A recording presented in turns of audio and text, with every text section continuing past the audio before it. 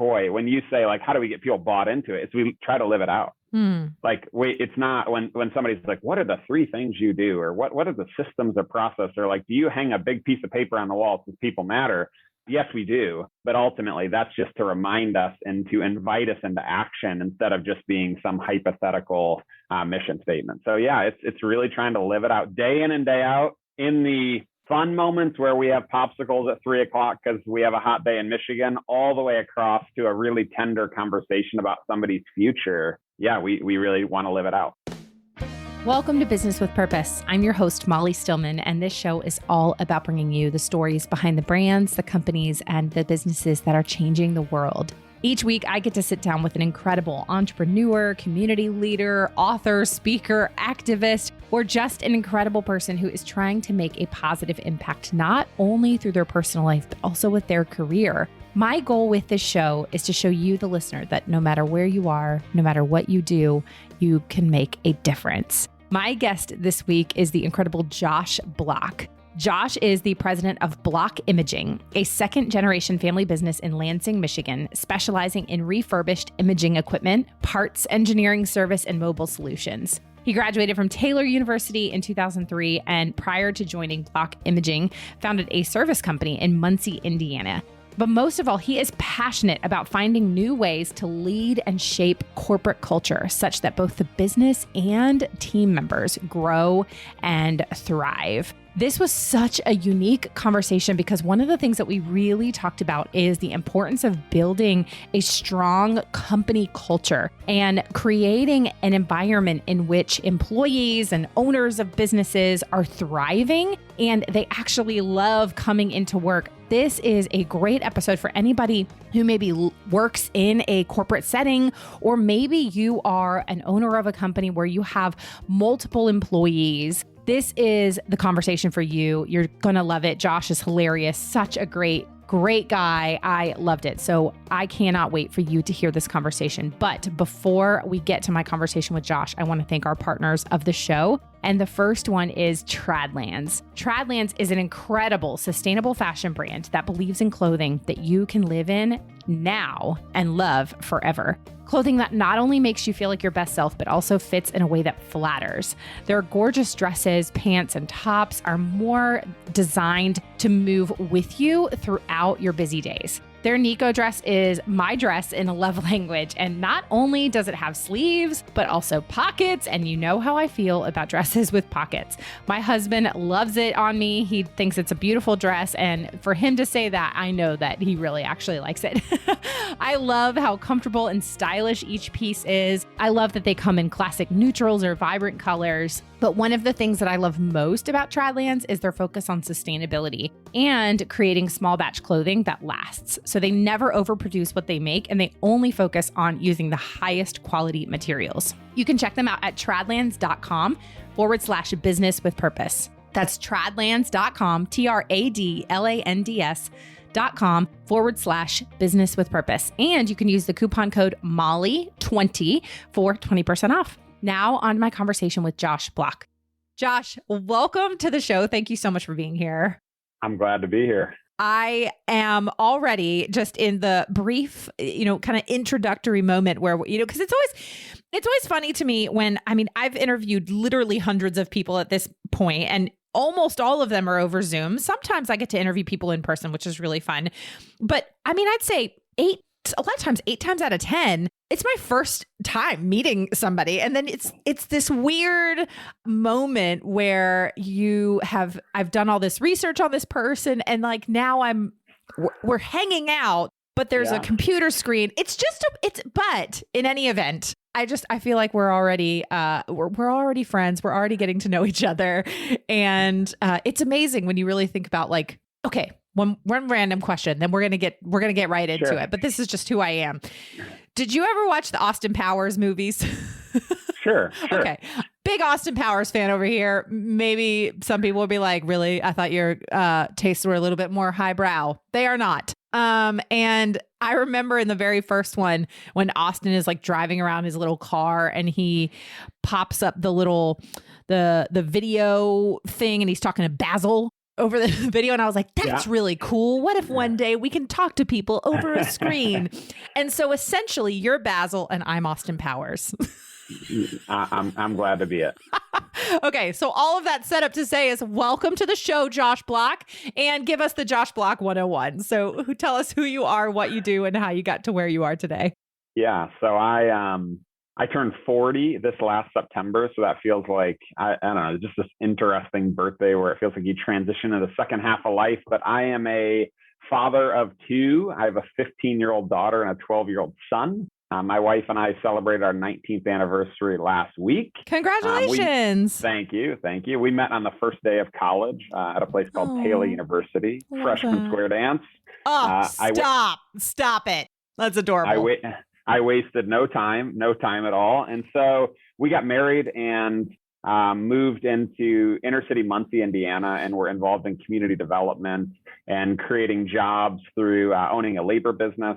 I transitioned to join our family business a little later. And then 11 years ago, became president of a second generation family business in the radiology space. So we have about 165 team members in Lansing, Michigan, and spread around the world. And we serve healthcare providers with refurbished imaging, equipment, parts, service, and mobiles. And so that's a little bit about what I do and who I am. So here's what I love about you and interviewing people like you on this show. And you know, I've said this before a million times, is one of the reasons that I started this show was I wanted to be able to explore the stories behind all different types of companies and businesses that are trying to, you know, as I say in the intro every single week, who are trying to make a positive impact, who are trying to impact the world, impact their communities, impact families, impact lives, whatever they're doing, they're using business as a force for good. And with this underlying understanding that we all have different unique giftings, and we, you know, and from the lens that I see things through is from a spiritual perspective, is I believe that God gave us those gifts to steward well and to use those gifts to serve others. And so, I mean, I've interviewed everybody from, you know, like from authors to comedians to, I mean, I had an optometrist on a few years ago. So like people in all different types of industries. I can say very, like with 100% certainty, you're the first person who works in medical imaging. And so one might be listening and go, why would you have somebody in medical imaging on the show? And I would be like, I'm so glad you asked, because there's a few things that I happen to know about you that, yes, on the surface, you are the president of a second generation medical imaging company, but there's so much more beneath the surface. And so first, I want you to tell the story or kind of share how you kind of came into this business, because it was a little bit of a roundabout way, even though it was a family business. So it might not seem on the surface like that's the case. Sure. So my dad started the company 25 years ago this year, and with no thought that Block Imaging would ever become a well-known organization. I mean, he had 5 kids going into college.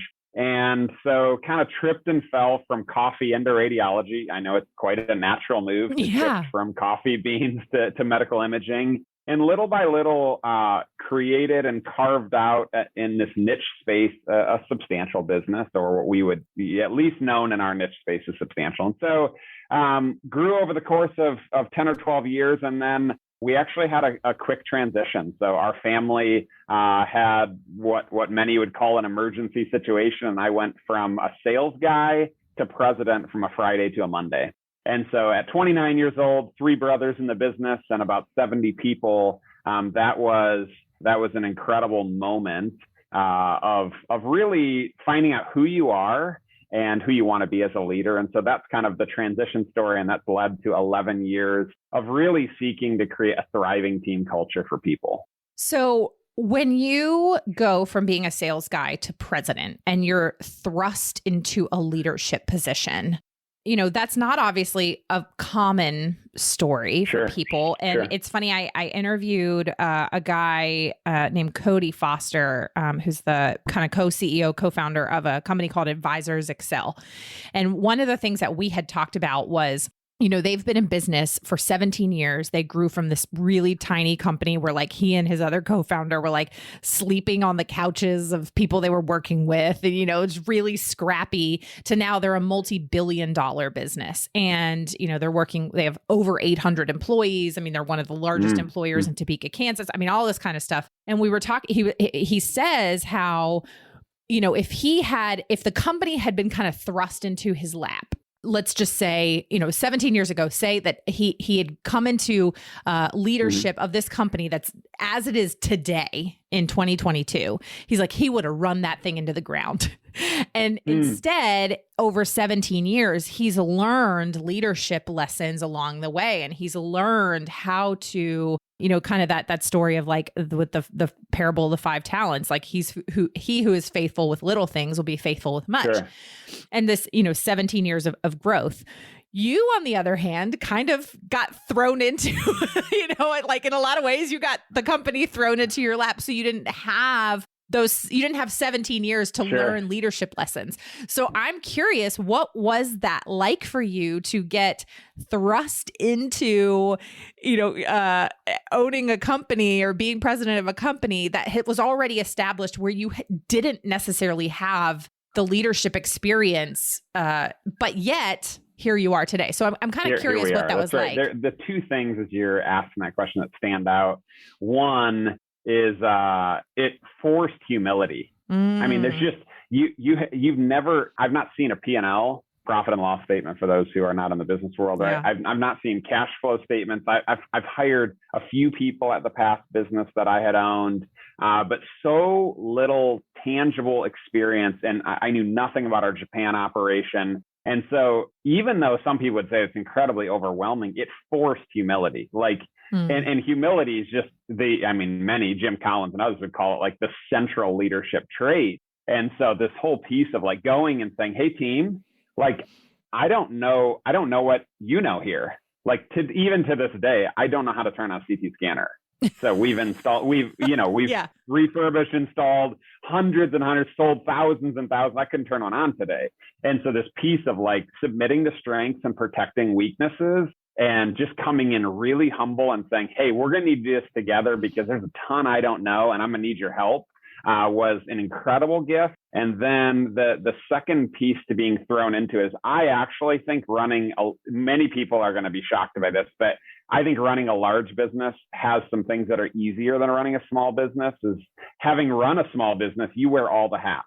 Right. So marketing and sales and operations and HR, you have to be kind of a jack of all trades. Whereas when you have a larger business like we have today, we have someone who's an expert in finance and engineering and service. And so you can be a generalist and really have lots of people who are very good at what they do. And so, some people look at me and they're like, wow, that's a huge business, must be really hard to run.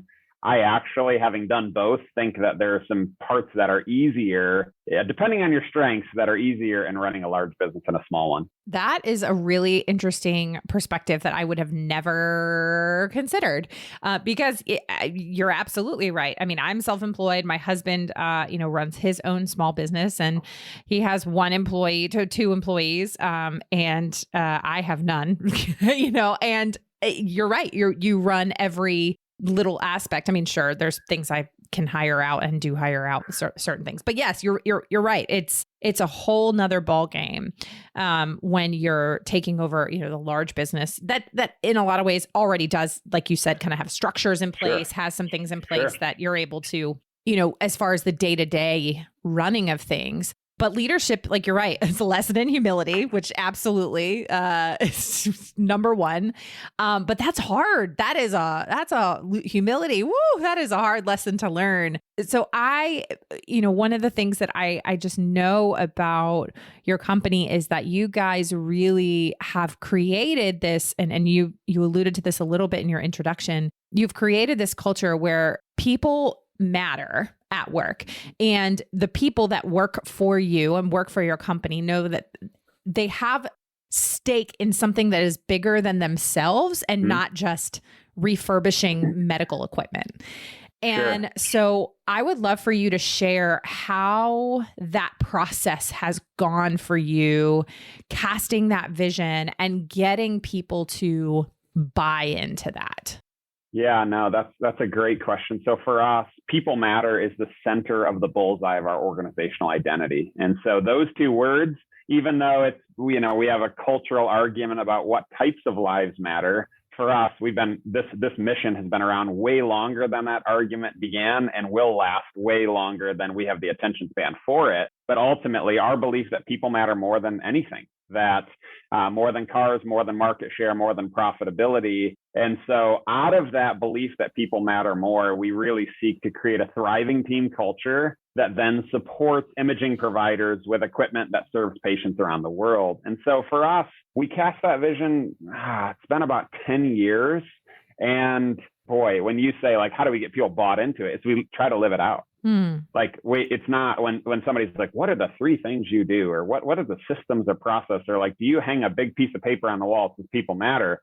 That yes, we do. But ultimately, that's just to remind us and to invite us into action instead of just being some hypothetical mission statement. So yeah, it's really trying to live it out day in and day out in the fun moments where we have popsicles at 3:00 because we have a hot day in Michigan, all the way across to a really tender conversation about somebody's future. Yeah, we really want to live it out. Well, that was going to be my next question is, when you say live it out, what does that look like practically? And how was this something that you began to implement into your company culture? Because it doesn't happen overnight.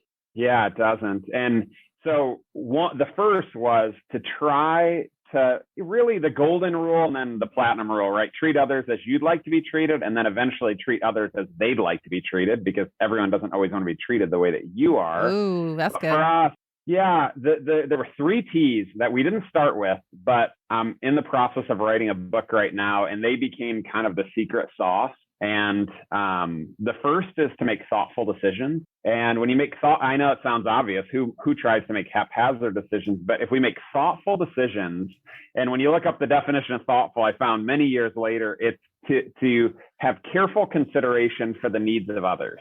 And so thoughtful decisions really allow us to create a safe place, a psychologically safe place for people to work. And so when I say thoughtful, I just mean there's so many people I talk to when their boss makes a decision, they're like, where did that come from? That makes no sense. It's totally antithetical. It works against our strategy. It's hypocritical. And so for us, like trying to make decisions that are thoughtful, which just really align with our mission, our values, the principles that we carry, and just make sense strategically. My dream would be when we make a decision in the organization that the people are like, wow, that makes a lot of sense. Yeah. Like, I want to jump on versus that's the dumbest thing I've ever heard. Right. So thoughtful, I'll go quicker through the second 2. Transparent. The second T is transparent, easy to see through, easy to understand. And when we are transparent, we allow for people to be seen, that we communicate freely and openly. And then the last T is together. And when we do that, we allow people to be successful. Is if you want to go fast, go alone. If you want to go far, go together. And so this idea of like making decisions together. And so when we do thoughtful, transparent, and together, we really get people who are safe, seen, and successful. And when we have those things, people start to invest and bring their very best. And then it makes it really fun to create an organization where people are safe, seen, and successful, and the cycle continues. Yeah, I love the way that the way you described that, how all these things sort of build upon each other. And then you have the employees that then, and your colleagues who buy into this, and then they live this out. And you, like you said, like the cycle continues and it kind of builds. And it was funny. My husband and I were talking about this. We were on a road trip a couple of weeks ago, and we had stopped for lunch along the way. And of course, all it is fast food restaurants along the highway. And so we pull into the Lord's Chicken, Chick-fil-A. And if you don't like Chick-fil-A, save your emails. They make a delicious spicy chicken sandwich. So we pull in, and we were kind of just talking about Chick-fil-A, like company culture, and how I really have I've been to a lot of Chick-fil-A's. I've never been to a Chick-fil-A where the employees are not kind. Just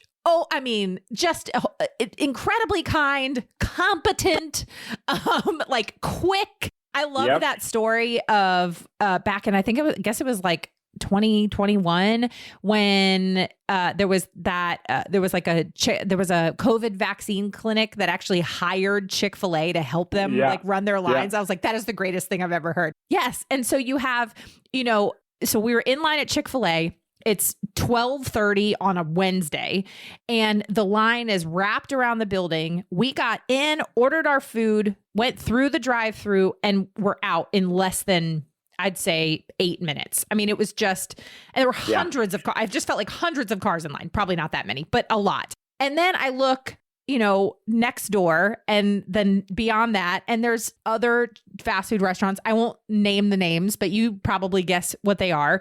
And I just said, like, what is it about Chick-fil-A that has created this company culture where does not matter which Chick-fil-A you go to. The employees are kind. It's efficient. It's, you know what I mean? And then you go to these other restaurants and it's a different experience.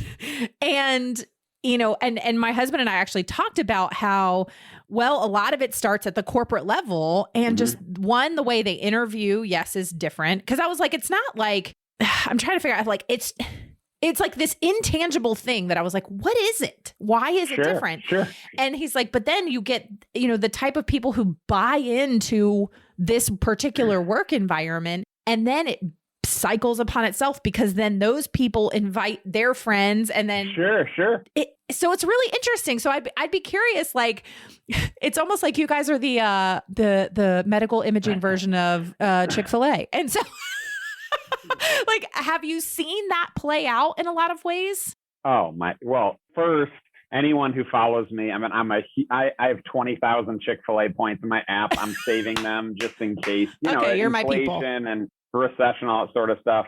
I have tons, so I'm a huge Chick-fil-A fan.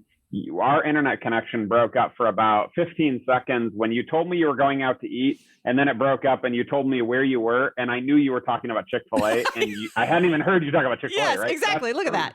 That's how significant the culture is, and Chick-fil-A is successful, right? I mean, it's not just about making a nice place to work. I mean, that's an awesome thing, but ultimately Chick-fil-A, I tripped into a Boston market a week or two ago, and like I was the only person in the restaurant over the course of 45 minutes, and just what a comparison in both service and in terms of performance. But for us, like when I think about culture in Chick-fil-A, I think about the oxygen or the atmosphere of a room.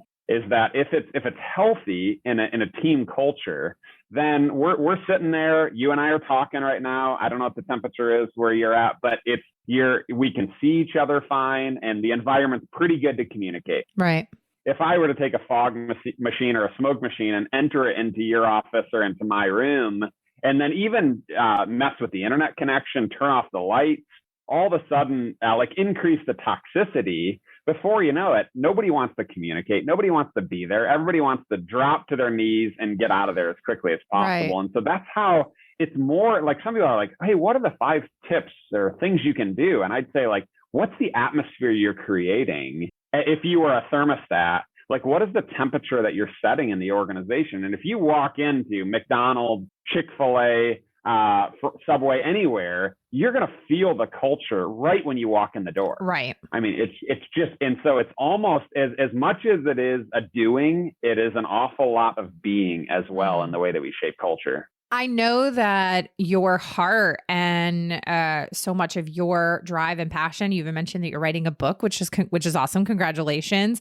Thank you. You go and you speak to other companies about this and how to help other companies, build this culture. And like we've talked about, this is not something that happens overnight. As you've gone and spoken to other companies and you've met with other leaders and other organizations, is there a common thread that a lot of those companies, or people kind of come to you and say, like, I really need help with this, or we've been trying to implement, this into our company culture and we're really struggling. Is there something in particular that you have seen people like a common thread over and over through those organizations or people that might be struggling in this area?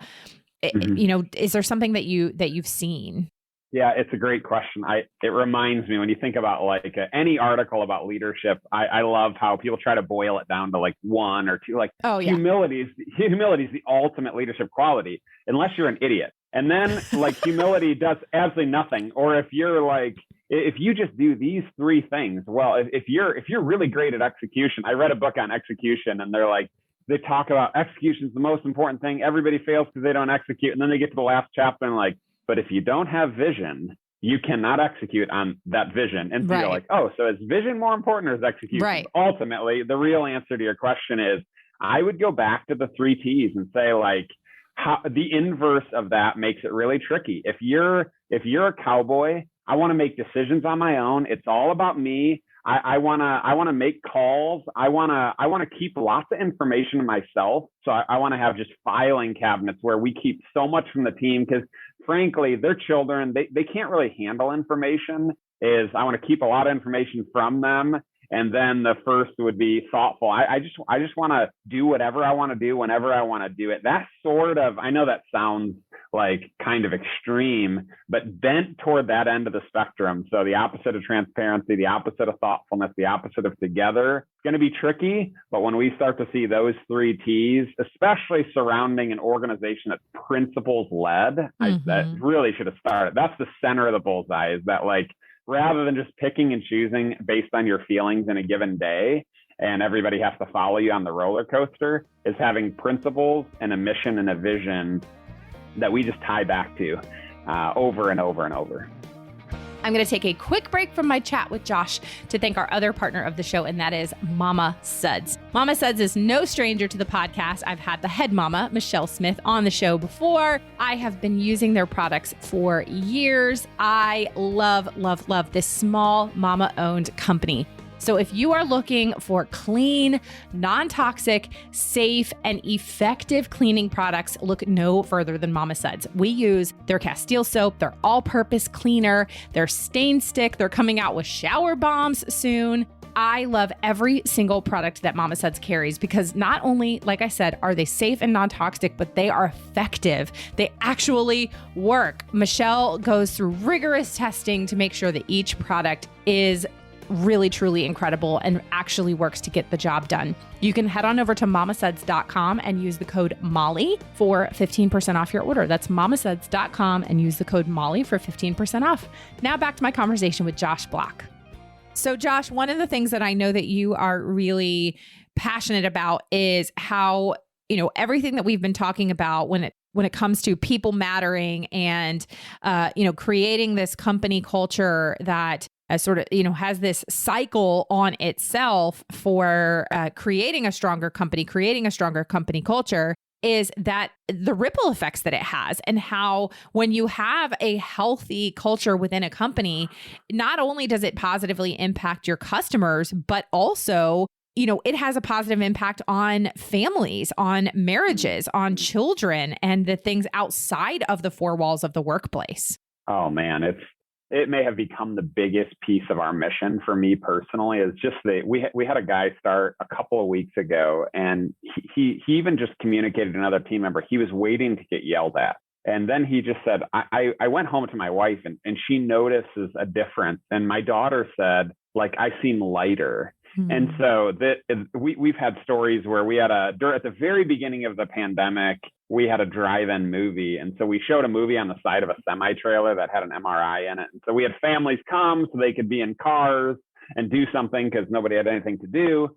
And so we handed out candy and everything. And one of the team members went home and communicated to us, or put on Facebook and said, my daughter said it was the best night of her life.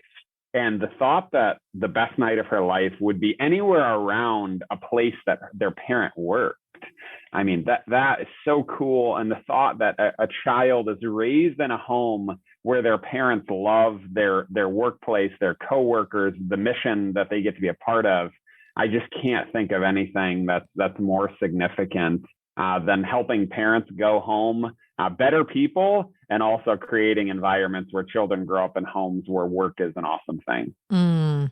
Man, that is really cool, because there is a culture, I feel like, today that is often portrayed in the media, in, movies and TV shows and things like that, where you see, dad has a miserable dead end job. And he's like, I think of like Office Space, and you have bosses like Bill Lumbergh, and, you have Peter Gibbons, who's just miserable, and everything is a miserable existence, and everybody just hates their life. And it's just, they're doing whatever they can to just show up and clock in and get paid and leave. And, there's no, buy-in, there's no caring. And then families are negatively affected. Marriages are negatively affected. I mean, I have a couple of dear friends who just in the last, year and a half, left jobs that paid really well, but just were such a toxic company culture that it was negatively affecting their marriages. And they were like, I would rather leave this job and try to pursue something else, because that, to me, the risk is worth it, because my marriage is worth it, or my family is worth it. Oh, for sure. For sure. It is honestly the core of our mission in creating an incredible place to work was really born of the fact that I had enjoyed work as a kid. I've done all sorts of different jobs. I've waited tables at Cracker Barrel and cooked at restaurants. And then I came out into the world, and it's like, holy smokes. People don't, work is kind of a different 4-letter word. And so that collision of what's happening out in the world today and my experience is really what has led us to the bullseye of our mission, which is to create a thriving place for people to work. Absolutely. And, I think one of the things that is also really interesting is, just from my own like faith perspective, something that I've kind of explored over the last year or two actually is work is often seen, and I'm making a generalization, but I would say that a lot of times work can be portrayed as almost punitive, like as this punishment that we have to work because, it's especially in, Christian culture, a lot of times there's like, it's like the consequence of sin, and work has to be hard and all this kind of stuff. And when I actually take a step back and I look at what happened in Genesis in the beginning, is God actually gave Adam work before the fall, and work is seen as honorable and something that we were actually created to do. I mean, yes, after Eve and Adam ate the apple, yes, things like work being hard was introduced, as far as like tending to the fields and thorns and weeds and all those kinds of things. But prior to that, God said he put Adam in the garden to work it, to care for it, to tend to it. And so work can actually be really beautiful and be really honorable. And we're created to do something that matters, that lasts beyond us. And we are, we were not created to be self-serving. We were created to utilize the particular unique set of gifts that God gave us to steward them and to serve others with them. And a lot of times that plays out in work, and it's just, but it's so countercultural to what we see more often than not kind of, again, play out, whether it's in media or even just in conversations or, with friends at the dinner table where it's almost like, let's all sit and complain about our jobs. Oh, the case of the Mondays or living for Friday. I mean, my in-laws were at my house, I don't know, not too long ago. And my mother-in-law looked at me and was like, oh, do you have to go to work tomorrow? And I was just like, well, I didn't really think of the question in that way. Yes, I am going to work tomorrow, but it's not because I have to. It's actually because I get to. Yeah. It's just, it is a very different perspective than sitting around and not only not enjoying our work, but so often that ties to bosses, is that they say people don't leave companies, they leave managers or they leave leaders. And so that right behind saying work stinks, my boss is fill in the blank, fill in the blank, fill in the blank. Right. Absolutely.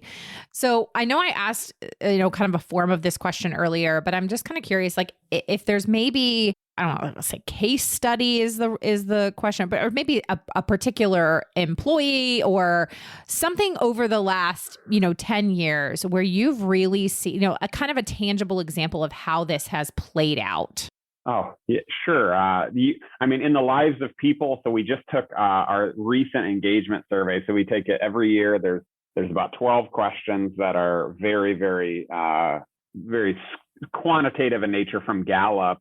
And 99% of the organization said that their manager cares about them as a person. And most of the scores, I think 13 of 15 or 10 of 12, I can't remember exactly, but we're over 90%. And so the engagement's very high. The care for one another is very, very high. That's incredible. And I'd be remiss to say that, not to say that we've grown. I mean, we've grew 35% last year, and we'll grow about 25% this year. And so there is, if people matter, performance matters. And so this isn't just a sitting in a hammock, cozy time. We are extremely high challenge environment, but it's high challenge together. And it's not just because of what we can get from someone, but it's because we believe in them. Yeah. And so that's kind of anecdotally, both from a engagement perspective, some of the results that we've seen, and also from a performance perspective. Most people would look from the outside and say, wow, they're growing and succeeding in a unique way. And it probably has something to do with the culture and mission. So good. So good. Well, tell us about the book. I know that you're in the process of working on it. It's not out yet, but give people like a little bit of a taste of what's to come, and so people can kind of be on the lookout. Yeah. So right now there's kind of two working titles. One is Momentous Leadership, and the other is People Matter. It's just this idea of creating a people matter culture. But the momentous side, what's really stands out for me is how we can take something big like momentous. Oh, you made a momentous impact on my life, and yet it's rooted in moment, this brief point in time. And so the kind of paradoxical nature of how we stack all these little tiny moments as a mother, as a father, as a boss, or as a friend, and yet someone would look back and say, you made a huge impact on my life. And so that's kind of the thought is the general overarching theme, is this idea of turning tiny moments and situations and into having a huge impact. And then I'm still playing with this idea of how there's a corporate cycle and there's a relationship cycle. And oftentimes the corporate cycle is all about me, is the business just tries to get as much as they can out of the person, and the person just gets as much as they can out of the business. And it's just cannibalistic in nature. Yes. Just trading work for money. And that's it. We all get out of here as fast as we can because we can't really stand each other. And we're just simply mining what the other person has to offer, and flipping that cycle to a we cycle, or a relationship cycle where, hey, we make a place where you're seen, safe, and successful. And then you bring your very best. And when you bring your very best, we're like, hey, we're going to create a place where you love to work. And the more they love to work here, the more they bring their best, and just incredible things start to happen. So that's kind of the overarching or skeleton of what we're looking to dig into with this book. So good. I cannot wait for it to come out. My vote is for People Matter, but I love both titles. That's funny. We have, honestly, Momentous Leadership. I was pretty caught on that for a while. And now I've started getting more and more people who are saying it's just got to be People Matter, how to create a thriving workplace. And so, yeah, your vote is being stacked on other votes toward that direction. I love it. I love it. I love it. I love it. Okay. Well, Josh, before we get to the Get to Know You round, is there anything else in particular? Just, again, I know that you travel and you speak to a lot of places, and this is such a heart and a pulse of who you are. Is there anything else that you just want to bits of wisdom or knowledge or anything you want to leave us with before we get to the Get to Know You round? Yeah, the only thing that comes to mind when I go and speak to healthcare organizations and talk to leaders and do coaching and that sort of stuff, a lot of questions get asked. And the thing that comes out, the answer to most questions from a leadership perspective comes from the brilliant Brene Brown. And it's the words clear as kind. And it's funny. I'm going to be speaking in Arizona at a couple of sessions in a couple of weeks, and watch the Q&A every time. They ask it in different ways. What if a person's coming later? What if this, or what if that, or what? And you're like, okay, I just now need to find a new way of saying what Brene said, which is clear as kind, is being clear with our people. That is such a magic bullet. And leaders are holding so much back, and they've got these filing cabinets of information that the people really wish that they knew. And so that's probably, if there was any leader who's made it this far in this podcast today and still listening, I would just say, man, there is so much opportunity to share and be more transparent with people and it will serve you and the person and the organization really well. Absolutely. And I think that's a lesson for marriage too. Sure. Oh my gosh. Sure. We can really, parenting, let's just throw it out there as a leadership lesson in basically any relationship, friendship.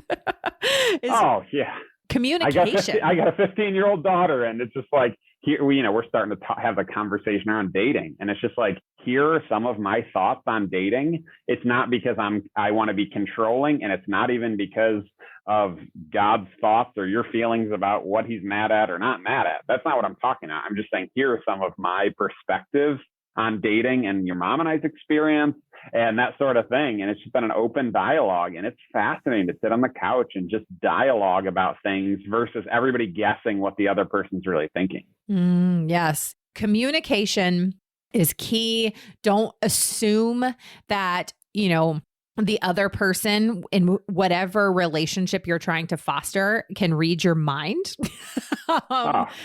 Yeah. I mean, that's a really hard lesson for a lot of people, but man, is it important. Well, and what's the worst is not only are we holding back as leaders, but the people are guessing what you're thinking, and they're not very good guessers. No. So they're like, oh, Molly probably is thinking this about my performance, and they're all worried about it, and they're losing sleep, and they're anxious and stuff. And you're like, actually, let me just tell you what I'm really concerned about so that you can stop thinking about that thing over there. I'm actually concerned about this. And then the person can, if they're going to worry about something, at least let them worry about what's true versus just playing guess game what my manager is concerned about. Yeah. Oh, yeah. And then if you have a personality type like mine, is my brain tends to spiral to like worst case scenario. Now I have enough spiritual, emotional, and just life maturity to like, I know how to also talk my brain out of the worst case scenario, but it's like the natural tendency to like, to just immediately go to the place where I'm like, this person probably hates me. This is I'm now the worst person ever, and everyone doesn't like me. You know what I mean? I'm doing a terrible job. Sure. The inner critic. 100%. There's nothing worse than when your spouse or your manager or a friend says, we need to talk. And then there's like a long break in between when we need to talk and actually sitting down and talking. And in that time, you have gone to all of the deep recesses of your mind. Yeah, absolutely. And even on top of that, like the manager who thinks they're being really kind, like, oh, I don't want to critique, I don't want to challenge, I don't want to ruin their day. And so we hold all of this back, and then something happens and we're like, now we're going to talk about everything that I'm frustrated about. And you think you're being kind, and in reality, you're not. You're just dumping a whole bunch on them at once. And so, yeah, kindness, again, clear as kind, in the moment, in the day, in the week. I love our director of marketing at the end of a performance review. She looked at her team member and she said, that is all the feedback that I have for you. I am holding nothing back. And it's so beautiful. Like, this person gets to leave. And I love this idea of like look at all of my direct reports in the organization and say, there is nothing that I am thinking about you that has any level of significance about your performance that I have not shared with you. Right. Whoa. I mean, like, I am not supposed to say when mic drop, but like when that happens, it's visceral. Like the organizations around the world would change if people could, at the end of the day, say to their people, I'm holding nothing back. Oh, so good. And I think that's the perfect place to kind of put a bow on this conversation. Josh, this has been so rich, so good. And I know that there are so many leaders who are going to just take away so much from this conversation. And people who, maybe somebody who's listening who is an employee at an organization and might empower them to go to their superior or their boss and say, hey, have you ever thought about XYZ? So I pray that good conversations and shifts in company culture come from this. Love it. All right. Before we go, now is the time for the get to know you round. So we just ask some fun questions to end our time together. So Josh, are you ready for the get to know you round? I'm ready. All right. Question numero uno is, what was your favorite TV show to watch growing up? Boy, that's a good question. The two that come to mind when I think about growing up, Saved by the Bell and Fresh Prince of Bel-Air. Yes, love me some Fresh Prince and Saved by the Bell. It's funny though, because my kids are now, in this age where they're watching some of those like cheesy laugh track type shows. And I was saying to my husband the other day, I was like, is this like the modern day version of Saved by the Bell, but just not as iconic?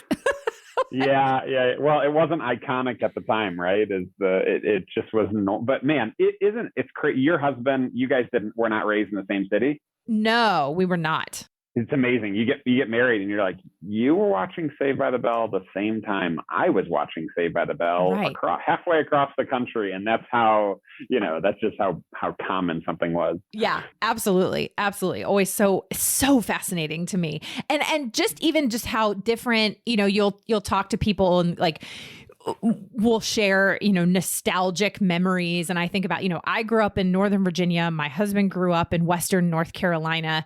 And, we talked about how, we both, passed notes in class and they were folded in weird, like paper footballs. Or I would be curious because we're pretty close in age. When you were growing up, did you play Bloody Knuckles? Do you know what I'm talking about? Yeah, I do know what Bloody Knuckles is, but that would not have been my jam. See, I didn't play Bloody Knuckles, but John and I were talking about how it was like, here he was in Western North Carolina and he's like, oh yeah, me and my guy friends like would sit in, 8th grade earth science or whatever and play Bloody Knuckles, which if you're listening, you're like, what is this game? The way we played it and the way that his people played it as well is it's like a quarter and you put your knuckles on a table, like you make your hand into a fist and then put it on a table and then like you have to flick a quarter at them. And then, yeah, I don't know. And everybody listening who doesn't know what I'm talking about is like, what? I know. Okay. The mid 90s were weird and I did not play this, but every boy in my middle school played this game. And we were talking about it. My husband was like, oh yeah, all the boys in my school played it too. And I'm like, how did Bloody Knuckles transcend the states in the mid 90s? Anyway, I realize that's very random. And how did we get there from Saved by the Bell and Fresh Prince? I don't know, but in any event. Yeah, that's correct. No, I'm paper football we'd have played, but I was getting hurt wasn't high on my list in that era of life. You and me are the same in that area because I never understood it. I remember always looking over at the 8th grade boys and being like, why are you doing this? This makes no sense. Okay. Anyway, question number 2 is if you had to eat the same meal for dinner every night for the rest of your life, what would it be? The same meal every day for the rest of my life. Man, I think it's probably like a Qdoba or Chipotle burrito bowl. Correct answer is Chipotle. Chipotle? Yeah. You didn't know that this was a quiz. No, it's got it has variety. It's got the chips. It's got, I think that's probably for me, but let's not do that. I like it. I'm a fan. See, Chipotle is like my love language. So absolutely. When my husband and I got engaged, like we went for our celebratory lunch to Chipotle. So obviously I'm extremely high maintenance That's right. Very, very bougie. Very bougie but I did get guac. Okay. So I paid extra for guac. So that is a certain level of bougie. Well, I went there yesterday and I get to the counter and I do Qdoba more than Chipotle more because of the location than anything. And she's like, I think I got guac and queso maybe. And she's like, bing, bing, bing. And I've watched it. All of a sudden I'm at a $13 burrito bowl, which I think is the new normal. But yeah, there were some extras at Chipotle, I got to say. Yes, so good. Okay. What is a dream that you have yet to achieve? A dream that I have yet to achieve. Oh man, I honestly like the truest answer is life has so far surpassed what I would have ever imagined in terms of family and in terms of career and in terms of community and friendship that it's a hard answer. But if I were to say a dream that I'd love to achieve is I would love to at some point in my career just work almost one-to-one with other leaders is just to sit down. I'm being coached myself, and to coach with others, and walk through not so much strategic. There are lots of coaches who deal with that sort of stuff, but to do holistic coaching with people and just ask questions and get people thinking in ways that they oftentimes either don't have time to think about, or they aren't able to be vulnerable with anyone around. That's probably, I know it's kind of a weirdo answer, but that's what I would probably, one thing I'd love to do before I die. I don't think it's a weirdo answer at all. That's a career answer. If there was another one, I don't know. I love traveling to cool places. So there'd probably be some of that sort of stuff. But yeah, the coaching of leaders who really care would be a dream of mine. Yeah, I don't think it's a weird answer. I love it. Okay, and then this is actually leading to my last question, which is the question I ask all my guests, Josh, and that is, what does it mean to you to run a business with purpose? Oh, that's what we've been talking about for the last 30 or 40 minutes. I know. But yeah, to run a business with purpose, I would say that to have a team who takes pride in what they do, who respects and appreciates their boss and the organization, all that sort of stuff. And ultimately, it means that in 5 or 10 years, they look back and they go, I cannot believe how much I've grown. I am not, like, if block imaging hadn't entered my story, I'd be doing this or that, but it would have tapped into a fraction of my gifts and passions and abilities. And so, yeah, that people would look back in 5 or 10 years and say, like, who I've become. I'm so incredibly grateful and thankful for this journey. That's probably what it means for me. So good. Josh, this has been a pleasure. Thank you so much for being here. And thank you for taking time out of what I know is a busy schedule to sit and chat with me and share your wisdom. Absolutely. Thanks so much for the invite. It's great to be with you. Josh is just absolutely an incredible human being. I loved this conversation so much. I would love to know what you loved about this particular episode. Please let me know on social media. You can find me at Still Being Molly or at Business with Purpose Podcast, wherever you get your podcasts or wherever you're on social media. Be sure to visit us on Apple Podcasts, Spotify, Google Play, wherever you listen to podcasts, and click that subscribe or follow button and take a moment to leave a review so I can know how the show is personally impacting you. Be sure to tune in next week for my episode with Michelle Fortin. And let me tell you that Michelle is hilarious. You might know her from her viral videos with her comedy group, Top Knot Comedy. She is absolutely hysterical. We laughed and laughed and laughed. There were so many times throughout this episode when we were recording it where I just could not stop laughing and my stomach hurt by the end. So if you are just looking for somebody to make you laugh, definitely tune in next week with my episode with Michelle. As always, thank you so much for listening. Thank you for your support. And thank you to the incredible team at Third Wheel Media for producing this show. As always, go do something good with purpose on purpose.